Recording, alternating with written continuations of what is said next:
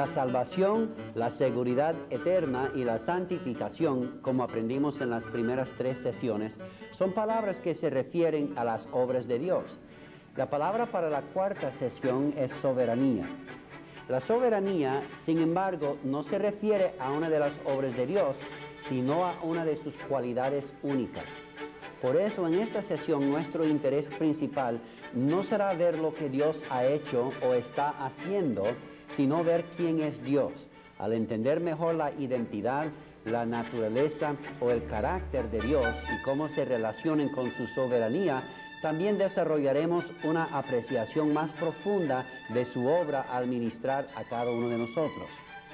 Al decir que Dios es soberano, estamos diciendo que Él es supremo en poder y autoridad, y que no hay ningún poder ni autoridad que iguale lo suyo. La soberanía de Dios significa que Él es la autoridad suprema e independiente, y que no hay nadie a quien Él está obligado a rendir cuentas. Significa que Él está llevando a cabo su voluntad en este mundo a pesar de la rebelión o incredulidad del hombre. Significa que Dios ha escrito el fin de la historia desde el comienzo y que se cumplirá exactamente como Él dijo que sucedería. Al definir la soberanía de Dios, el autor J.I. Packer dijo: el dominio de Dios es total. Él desea según su propio designio y lleva a cabo todo lo que Él desea hacer y nadie puede detener su mano. La soberanía de Dios se enseña en pasajes bíblicos como Isaías 45, 22. Yo soy Dios y no hay más. Daniel 4:35, todos los habitantes de la tierra son considerados como nada, y Él hace según su voluntad en el ejército del cielo y en los habitantes de la tierra, y no hay quien detenga su mano y le diga, ¿qué haces? Romanos 13:1, no hay autoridad sino de parte de Dios. Salmos 115:3, nuestro Dios está en los cielos, todo lo que quiso ha hecho. En Isaías 46, 10 al 11, Dios declara, anuncio lo por venir desde el principio y desde la antigüedad lo que aún no era hecho, que digo, mi consejo permanecerá y haré todo lo que quiero. Yo hablé y lo haré venir, lo he pensado y también lo haré. Salmo 103, 19, Jehová estableció en los cielos su trono y su reino domina sobre todos. Y en Daniel 4, 17, el Altísimo gobierna el reino de los hombres. La soberanía de Dios es una fuerza tan comprensiva que toca todas las áreas de nuestras vidas. Por ejemplo, la soberanía de Dios toca nuestra salvación. Este es el caso cuando se usan las palabras adopción, elección y predestinación, y cuando versículos como Efesios 1:4 están tomados en consideración. Según nos escogió en Él antes de la fundación del mundo, para que fuésemos santos y sin mancha delante de Él. La soberanía de Dios también toca nuestra seguridad eterna. Haciendo referencia a todos los creyentes, Pedro dijo en 1 de Pedro 1:5 que sois guardados por el poder de Dios mediante la fe para alcanzar la salvación que está preparada para ser manifestada en el tiempo postrero. Y en el versículo 2 del mismo capítulo, él relacionó igualmente la soberanía de Dios con la santificación del creyente cuando dijo, elegidos según la presciencia de Dios Padre en santificación del Espíritu para obedecer y ser rociados con la sangre de Jesucristo. Para poder entender la soberanía de Dios se necesita una comprensión de 2 más de sus cualidades, omnipotencia y omnisciencia. La palabra omnipotencia significa que Dios es todopoderoso. Job dijo a Dios, yo conozco que todo lo puedes y que no hay pensamiento que se esconda de ti. Y textos como Salmos 139, 1 al 3 revelan hermosamente la omnisciencia de Dios, que significa que Dios lo sabe todo. Oh Jehová, tú me has examinado y conocido, tú has conocido mi sentarme y mi levantarme, has entendido desde lejos mis pensamientos, has escudriñado mi andar y mi reposo, y todos mis caminos te son conocidos. Entonces Dios es absolutamente todopoderoso y todo lo sabe. Es decir, Él sabe todo lo que ha sucedido en el pasado, todo lo que sucede en el presente y todo lo que sucederá en el futuro.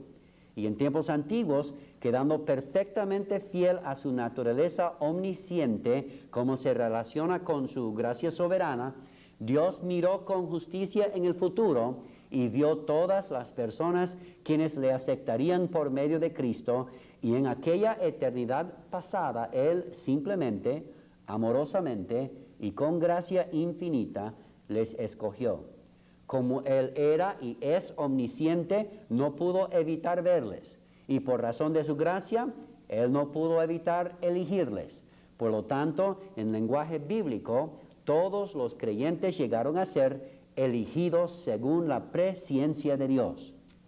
En su soberanía, Dios ha permitido al hombre gozar de libre albedrío. Como una persona permite que su mascota corra dentro de los límites de una correa o un corral, Dios ha dado al hombre libre albedrío dentro de los límites de su voluntad. La soberanía no significa que cada persona tiene un destino predeterminado.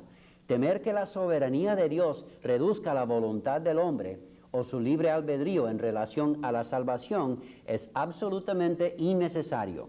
Además, tampoco disminuye el deseo profundo de Dios de salvar a todos. Como ya hemos visto en las Escrituras, Dios quiere que todos los hombres sean salvos, según 1 de Timoteo 2:4, y Él no quiere que ninguno perezca, según 2 de Pedro 3:9. Tampoco hay nada en la doctrina de la soberanía divina que quita las palabras todo aquel inmundo de Juan 3:16 o la palabra id de la gran comisión que se encuentra en Mateo 28:19 al 20. Por lo tanto, la enseñanza de la soberanía de Dios no debe ser evitada por temor, sino entendida y aceptada con confianza, mientras que la palabra de Dios y el Espíritu Santo nos guían. Estudiar la soberanía de Dios es hacer un intento débil, pero bíblico, de ver la salvación desde la perspectiva de Dios en lugar que desde la perspectiva humana. Para hacer eso, tendremos que mantener en mente que el pensamiento de Dios es infinito y sin límite. Él sabe y entiende todo. La mente humana, al contrario, es finita, es decir, comparados con Dios, nosotros somos muy limitados en nuestra habilidad de pensar, y esa es una razón por la cual nos es difícil entender la profundidad de la soberanía de Dios, y a veces hasta podríamos temer la doctrina. Pero para tener una apreciación apropiada de Dios, y porque la verdad de su soberanía ha sido revelada clara y abundantemente en las Santas Escrituras, debemos de hacer el intento. Es decir, mientras que la palabra de Dios nos guía, debemos estar dispuestos a ver la salvación desde un punto de vista celestial, además de verla desde un punto de vista terrenal, como hicimos en la primera sesión. Ahora, antes de regresar al texto de la lección, Juan 1, 12 al 13, y por si acaso usted ya está luchando con la enseñanza bíblica de la soberanía divina, déjeme compartir unos comentarios con usted que posiblemente le pueden ayudar a calmar sus inquietudes. Aún las mentes más destacadas del cristianismo contemporáneo han luchado con esta doctrina. Herschel Hobbes, por ejemplo, dijo: a nuestras mentes la soberanía de Dios y el libre albedrío del hombre parecerán estar en conflicto, pero en la mente infinita de Dios no hay conflicto. El pastor Criswell dijo: una dificultad aparece en los esfuerzos aparentemente sin fin de reconciliar el conocimiento celestial con el perspectivo terrenal. William R. Newell dijo: llegamos a aquel pasaje de Escritura, un pasaje que hablaba de la soberanía, contra el cual la mente humana, o mejor dicho, el corazón humano, revela más que todo. Y aún Carlos Spurgeon, un fuerte defensor de la soberanía, dijo: tome cualquier doctrina y predique exclusivamente sobre ella y la torcerá. La cara más bella del mundo, con las facciones más hermosas, pronto llegaría a ser fea si se permitiera que una sola facción creciera en tamaño, mientras que las demás se quedaran en su tamaño anterior. Pues mientras que se mantiene la doctrina de la soberanía de Dios en su perspectiva apropiada, se puede disfrutar de los siguientes 2 puntos de estudio bíblico sobre esta gran cualidad de Dios.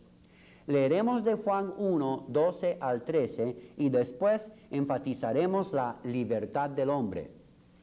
Mas a todos los que le recibieron, a los que creen en su nombre, les dio potestad de ser hechos hijos de Dios, los cuales no son engendrados de sangre, ni de voluntad de carne, ni de voluntad de varón, sino de Dios.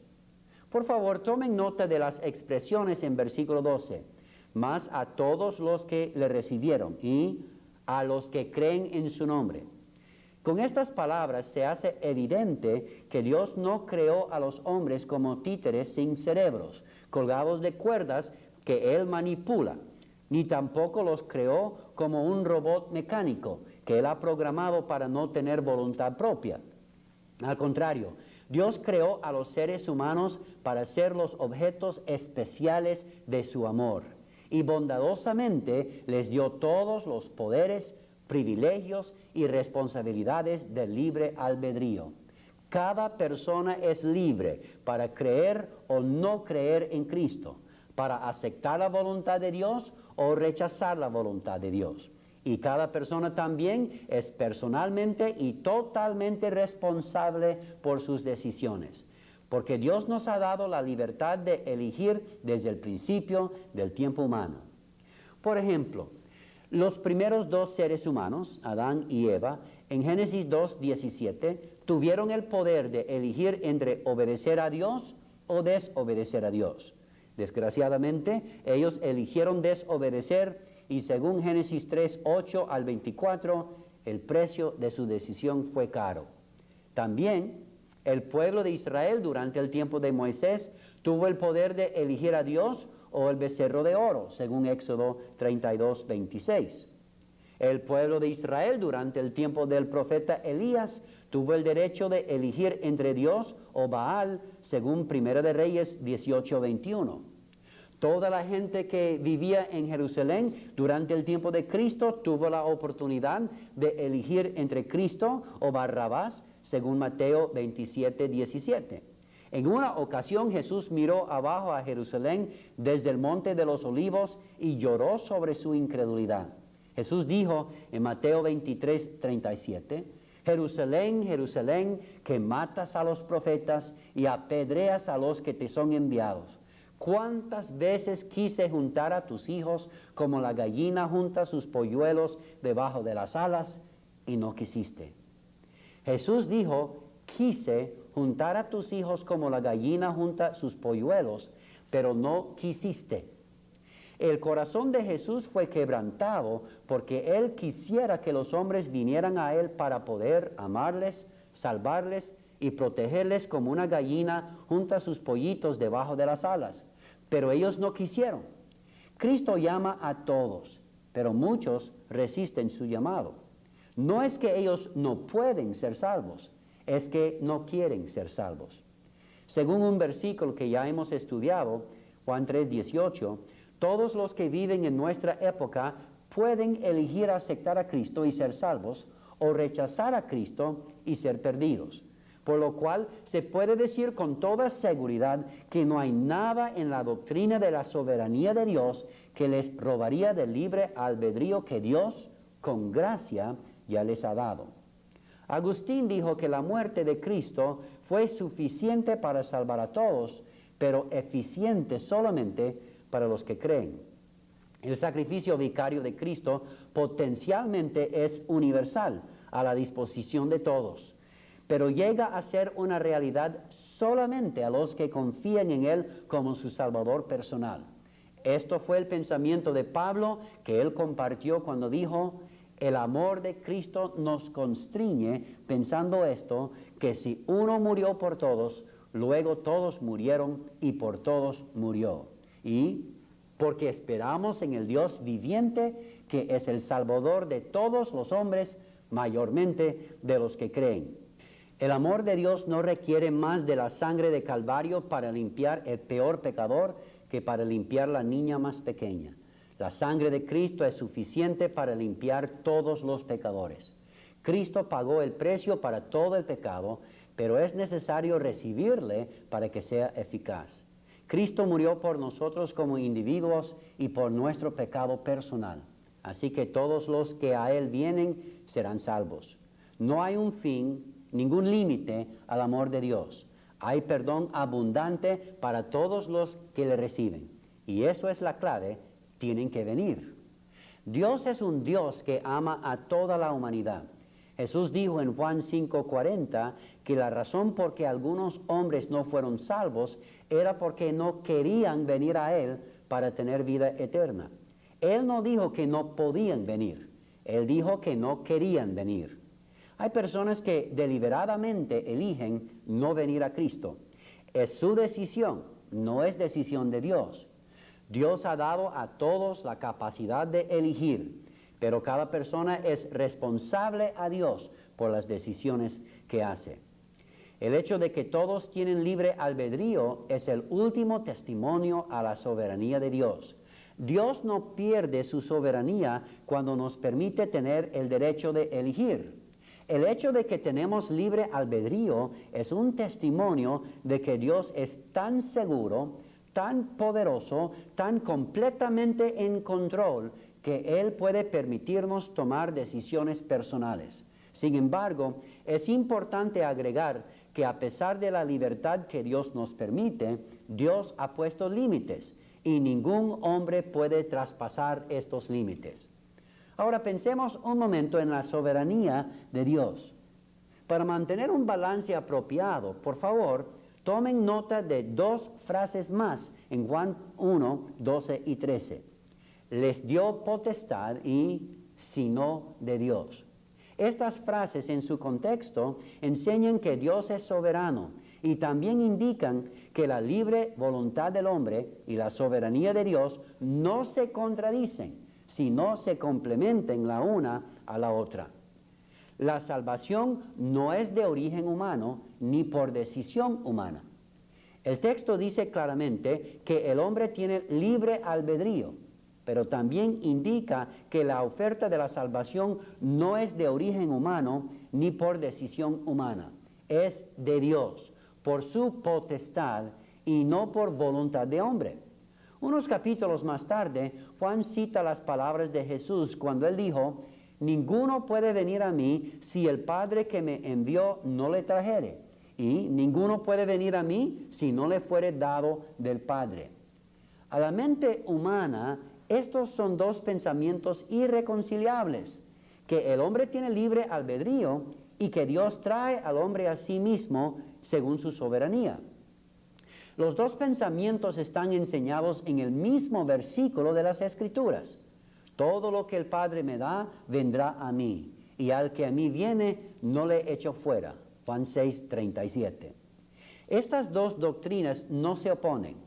Para nosotros es imposible entender estas dos doctrinas y reconciliarlas con razonamiento humano. Sin embargo, tenemos que aceptar las dos doctrinas como verdaderas, aunque no se quedan reconciliadas en nuestras mentes, porque las dos doctrinas están igualmente enseñadas en las Escrituras.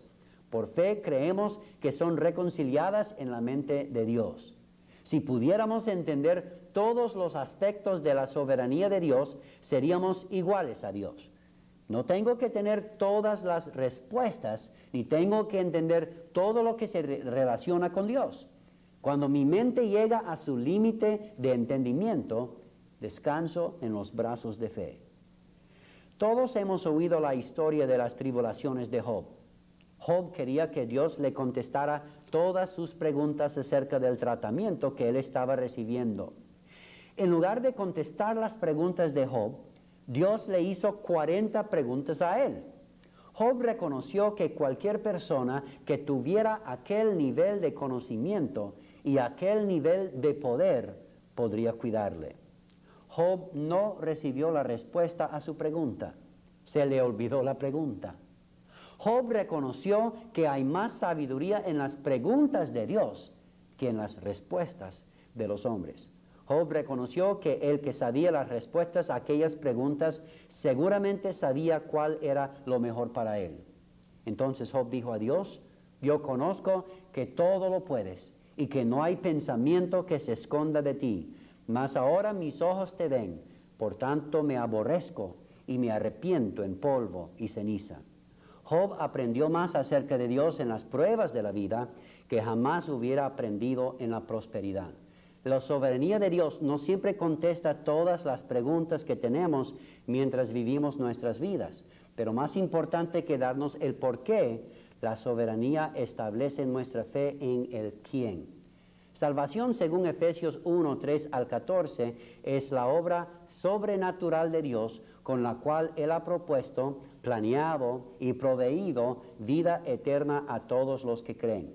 Por favor, escuchen con cuidado a este texto clásico sobre la soberanía de Dios, que nos permite ver la salvación desde la perspectiva de Dios. Bendito sea el Dios y Padre de nuestro Señor Jesucristo, que nos bendijo con toda bendición espiritual en los lugares celestiales en Cristo, según nos escogió en Él antes de la fundación del mundo, para que fuésemos santos y sin mancha delante de Él, en amor habiéndonos predestinado para ser adoptados hijos suyos por medio de Jesucristo, según el puro afecto de su voluntad, para alabanza de la gloria de su gracia, con la cual nos hizo aceptos en el amado, en quien tenemos redención por su sangre, el perdón de pecados según las riquezas de su gracia, que hizo sobreabundar para con nosotros en toda sabiduría e inteligencia, dándonos a conocer el misterio de su voluntad, según su beneplácito, el cual se había propuesto en sí mismo de reunir todas las cosas en Cristo en la dispensación del cumplimiento de los tiempos, así las que están en los cielos como las que están en la tierra. En Él asimismo tuvimos herencia, habiendo sido predestinados conforme al propósito de Él que hace todas las cosas según el designio de su voluntad, a fin de que seamos para alabanza de su gloria, nosotros que primeramente esperábamos en Cristo. En Él también vosotros, habiendo oído la palabra de verdad, el evangelio de vuestra salvación, y habiendo creído en Él, fuisteis sellados con el Espíritu Santo de la promesa, que es las arras de nuestra herencia hasta la redención de la posesión adquirida para alabanza de su gloria. La soberanía de Dios merece una respuesta, no una respuesta de temor, argumento o desconfianza, sino una respuesta que honra a Dios, quien tanto lo merece.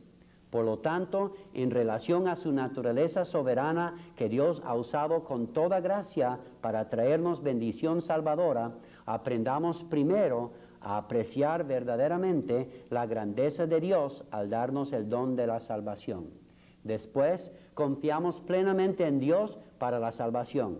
Le damos todo el crédito por la salvación y alabamos a Dios gozosamente por la salvación. Y hay que hacer esto en el espíritu de 2 de Timoteo 1:9, que dice: quien nos salvó y llamó con llamamiento santo, no conforme a nuestras obras, sino según el propósito suyo y la gracia que nos fue dada en Cristo Jesús antes de los tiempos de los siglos.